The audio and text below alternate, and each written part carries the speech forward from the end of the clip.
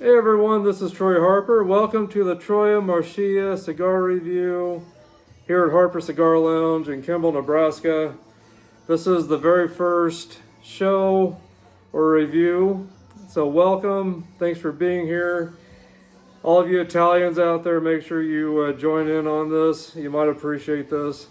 So glad you guys are here. Thank you for being a part of this for the special first show or review concerning all things cigars, Italian cigars, and we'll be doing some trivia, some cigar news. We'll throughout these episodes, we'll over time we'll discuss different Italian cigars, rare cigars, cigars you just don't see every day. We'll just have all kinds of great content for you, and some cigars won't be Italian cigars, but like I said, we'll do some rare cigars reviews on that and discussions on it. And so anyway, guys, welcome. Thank you. Again, this is the very first episode of the Troya Marcia Cigar Review. And ciao, by the way, ciao. Hello. So anyway, but glad you guys are here. Today I am going to discuss this very great Toscano cigar, and I'll discuss a little history on this too. But this is the Toscano the Toscano Antico, the Toscano Antico. There's the box. It's a box of 5. There's the back of it right there, discussing it a little bit. Got some Italian music in the background to set the mood a little more, so I hope you guys can appreciate that a little bit. But this is a cigar that is aged 12 months. And again, this is the Toscano Antico cigar, again right there. So very, very beautiful cigar, all pure tobacco. This is also known as the friendship cigar. Usually cut in half, traditionally usually cut in half, and then shared with a close friend or a coworker, or maybe someone you just met that you want to be friendly with. Maybe it's someone you just met in a cigar lounge, possibly. This is traditionally over in Italy where this happens. And the smell of this is just so incredible. Really, really good smelling cigar.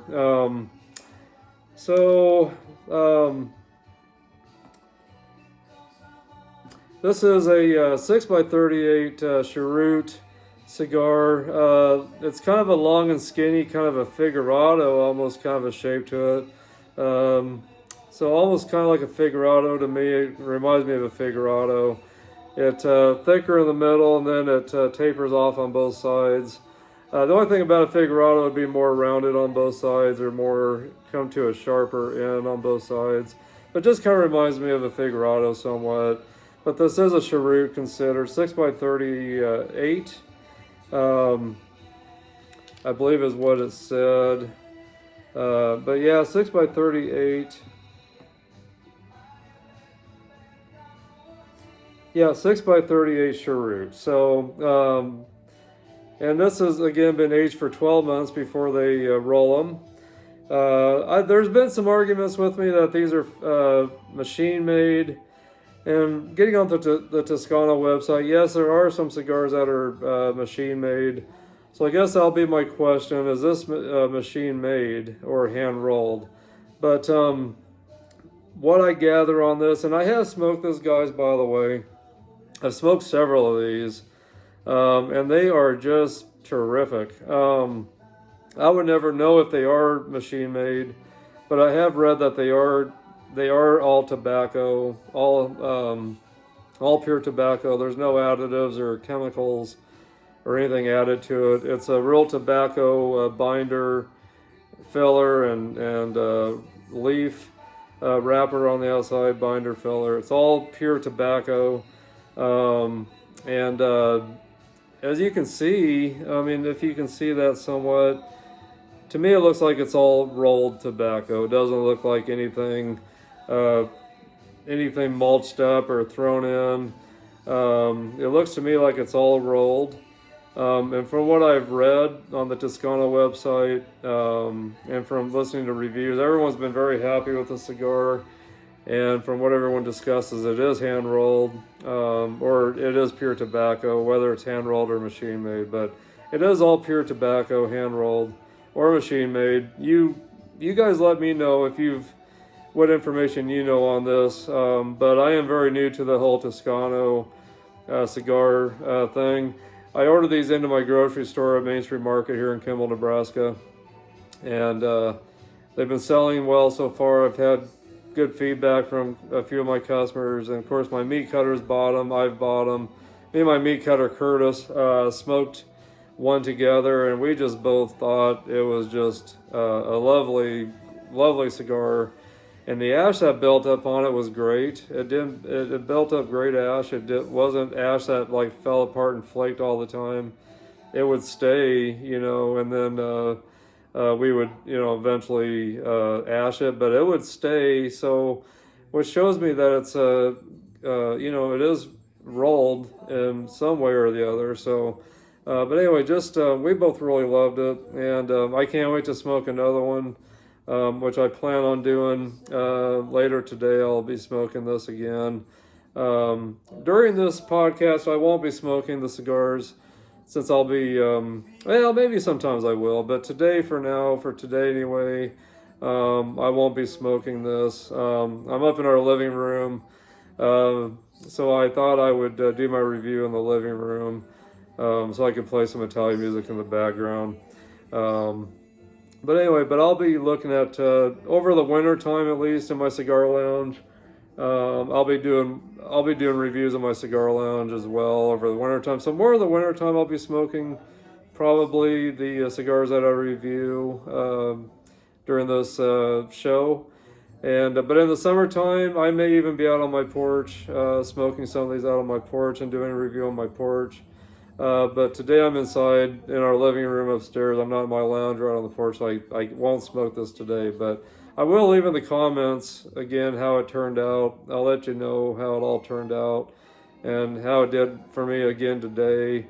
But just such a good smelling cigar. I can just, the smell of it, you smell the hickory wood or the mesquite or the mesquite. It smells like, just a good smoked steak, or something you've just smoked on the smoker, or it's just such a great smell. And the taste notes on this is wonderful also. There's in the filler, it's bold and spicy with just a lot of bold and spicy pepper and spices, along with there's some slight caramel notes, but just a lot of the mesquite flavoring, or it's not flavorings, but just you get a lot of that mesquite flavor, and you get some slight caramel notes, and that's what my meat cutter definitely, Curtis, my meat cutter at my grocery store, he definitely experienced some caramel notes, but just some mesquite wood notes from the fire cured tobacco that's in it. So in the filler, just really great taste notes. Just like I said, black pepper, spice, caramel, mesquite wood from that tobacco. And then the wrapper, getting U.S. fire cured tobacco on the wrapper from Tennessee, United States, and just it's just got that really great taste note of fire cured tobacco. So, and this cigar is rated a 5 out of 5 for strength. But the aromas in the air when I smoke this cigar, just get a lot of aromas of like if you're in a barbecue pit, just that smoke that comes off of barbecue pits. Just a lot of that kind of a fragrant type of smell that comes off of it. And the smoke is just incredible on these cigars as well. Just really incredible. So But yeah, so just a great cigar. Anyway, guys, also the construction is great on these.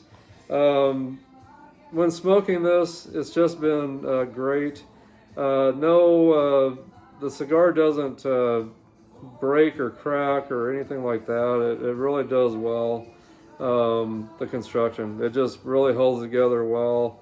And these cigars you can actually keep in your humidor, or you can keep in your glove compartment, or in your desk drawer. But I've been keeping mine in my humidor. I've been using my humidor definitely to store these in. I want them to last me a long time. And from what I understand, these cigars will last a very long time if they're not in the humidor. But for me personally, I just like to have my cigars in the humidor. So this cigar is kept in the humidor definitely. So, and then like I said, the filler is just great taste notes of just a lot of black pepper and spice. But the filler is Italian Tuscany and U.S. dark fire cured tobacco from Tennessee. So it's a mixture of tobacco from Tuscany and a mixture of tobacco from Tennessee. So anyway, just a great combination of tobacco. And some history on this cigar, or the company, the Toscano company. In 1815, legend has it that a result of a summer downpour at a tobacco factory caused a batch of cured tobacco to be completely soaked. So the people at the owner and the people that worked for him at this factory in Italy decided to go ahead and make cheap cigars out of it.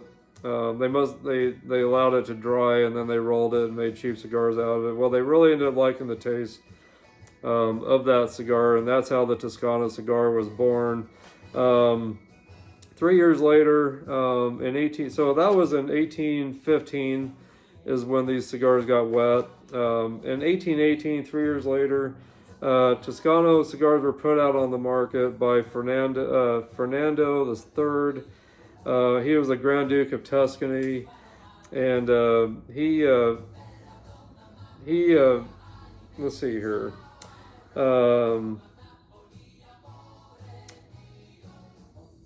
Trying to read my handwriting. The Grand Duke of Tuscany, who founded the Manufactura, hope I'm pronouncing that, in Florence, where the fermented cigars are to be finally produced. And so that's kind of the beginning of how it all started. And then as years went on, they tweaked the cigars and just kept producing out different cigars. There are some very high quality Toscano cigars that are very expensive. And these are a little cheaper. These are around $5 a stick. So about $24.99 is what I'm charging for the 5-pack at my store at Main Street Market here in Kimball that I manage. So it comes up to about $4.99 a stick for me at my store. But they do make some more high quality sticks. But I would never know that this is a cheaper stick compared to a higher quality stick. It just burns so well, and the quality just is great when I'm smoking it. It just holds together well. The aromas and just the construction, the burn line, all the ash that comes off of it, just terrific in all areas. I definitely would rate this, a 10 or a 9 out of 10 at least. Or a rating of a 98 or 99. Just a great cigar. But this was also the best cigar of 2020 with Toscano cigars. So this was considered the best cigar in 2020. So for a cheaper stick, it smokes like a very high quality stick, definitely. And history on the cigar rollers. keepers. They're called keepers of the secrets of Toscano cigar, of how Toscano cigars are made. So they're considered the keepers of the secret. So they're among the first one to be hired in the Toscano Cigar Company. First tobacco warehouse or company to hire women and to have the same rights as men. This did not happen immediately, but they are definitely one of the first companies to hire women. But 1845, the Florentine factories were still predominantly male, with only 20 female workers, cigar rollers that were employed with Toscano. Only after the unification of Italy did women arrive in the workplace in ever-increasing numbers. It was the tobacco factory, the manufacturer Tabacchi, that registered the highest increase in female labor on the eve of the first. So, eve of the first World War, that is.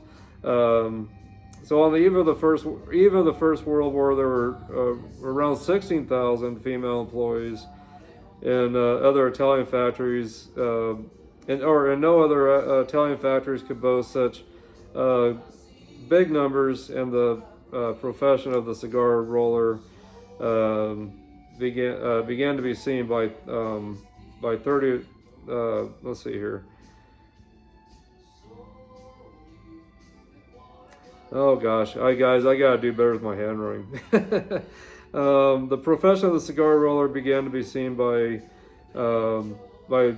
women and men as a real declaration of the independence around the eve of World War I.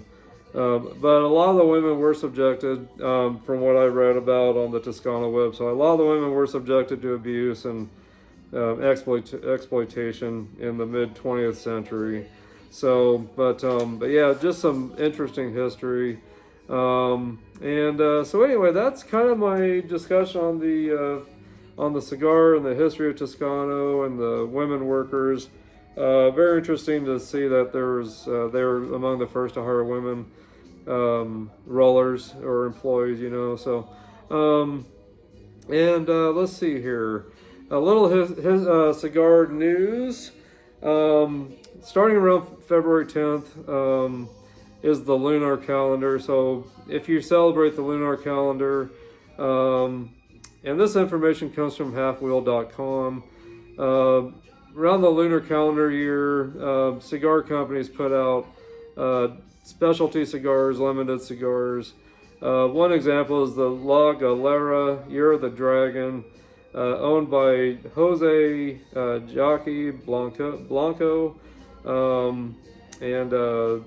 He put out a limited release, numerous companies are doing the same out there. But most of these cigars that are limited for the lunar year are starting around $38 a stick, or around $380 for a box of 10. So very expensive cigars. But if you're into celebrating the lunar year, ask your tobacconist about special limited cigars for the lunar year.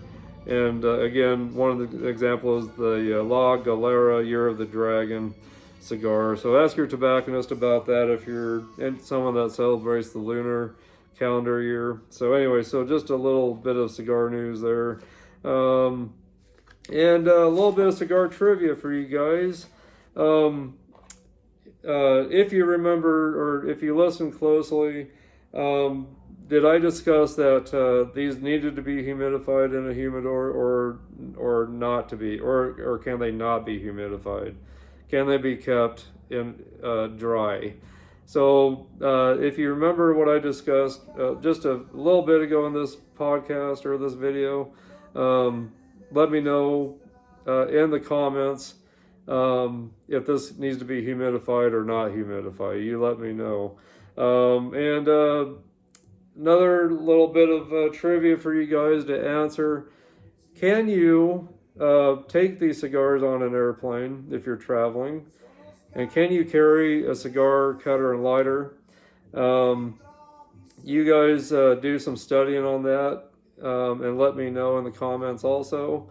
So big question for this review. Can you take your cigars with you on an airplane? Can you travel back and forth with them? Can you carry your cigar cutter and a cigar lighter while you travel? And if you do travel with cigars, what should you probably keep those in? I will let you know what I keep mine in. I keep mine in a travel case that has a good seal on it. And I don't have it with me, but it's a black box. And you can get different brands in them, but it's got a rubber seal around it. And it's got clamps. It's just very airtight, and you can travel with those, and that's a great thing to travel with if you're gonna attempt to take your cigars with you. So that's what I travel with. Do I travel with my cigars? I do, and I've never had anything taken. So yes, you can travel with cigars. You can travel with your cigars, but I'm going to leave the question to you guys to find out if you can take a cutter and a cigar lighter on the airplane, and if it is a lighter, what kind of lighter are you allowed to take, and what kind of a lighter are you not allowed to take, and are all cigar cutters allowed on the airplane? So that's something for you guys to look into. Leave me in the comments what you guys find out. But anyway, guys, I've really enjoyed spending this a little bit of time with you guys, and I hope you guys have enjoyed this first review of the Troy Marcia cigar review. Hope you've enjoyed this. I've enjoyed this. This is the first one, and this will be probably tweaked over time. This review, mix it up a little bit, do some different interesting things. So hopefully you guys have enjoyed this first show. And in Italian, Addio means farewell. So Addio to all of you guys out there that tuning into this. Please join my Harper Cigar Lounge YouTube channel, where you can find this cigar review, where you can find the Dropping the Ash podcast, and where you can find the Harper Cigar Lounge podcast as well. Please smash that subscribe button, smash that like button, leave your comments and feedback, share this content to others. Please let me know what you think of this show here that you just tuned into. And if you like it, please subscribe to the Harper Cigar Lounge YouTube channel. I would love to have you guys come and be a part of this channel. I really would. And you guys, please communicate with me. Leave me your feedback, leave me your comments. Please give me some thumbs ups, if all possible, when you leave your comments. If you leave a thumbs up or a thumbs down, please let me know why. I'm definitely willing to accept any kind of criticism from you guys, or if I make a mistake on something I discussed, please correct me, let me know. But thank you guys for being a part of this. You guys are the best. All of you guys that have been joining my YouTube channel from the beginning, or that have been with me from the beginning, thank you so much. You guys are very much appreciated. I love all of you guys. You guys are the greatest. All of you new members that have been jumping on lately, thank you very much. I appreciate you guys as well. You guys are all family to me. But let's continue to grow the cigar community together. And please check out my Facebook group page, also under Harper Cigar Lounge. Tons and tons of content with premium cigar content. And if you're into hard rock, heavy metal, which is what my Harper Cigar Lounge podcast discusses as well, check out that group page. You'll love it. Believe me, you'll love it. So music back from the 80s, clear back to the 60s, a little bit through the 90s, but a lot of 80s hard rock, heavy metal music, and then groups from the 70s, 60s, and a little bit maybe from the 50s. I've had some stuff up in the past questioning some of the music from that early of time, if any of them kind of helped start the whole metal sound or hard rock sound. So anyway, check that page out. But anyway, guys, this is Troy Harper from the Troy Marcia Cigar Review at Harper Cigar Lounge. And I'll catch you guys in the comments. Thank you for all of your support to me. You guys are the greatest. And you guys make sure you pick up some Toscanos, guys. Make sure you pick up some Toscanos and smoke them, which I'm getting ready to go do here shortly. So anyway, guys, God bless. Thank you for all your support to me. And I'll see you guys later. Bye-bye.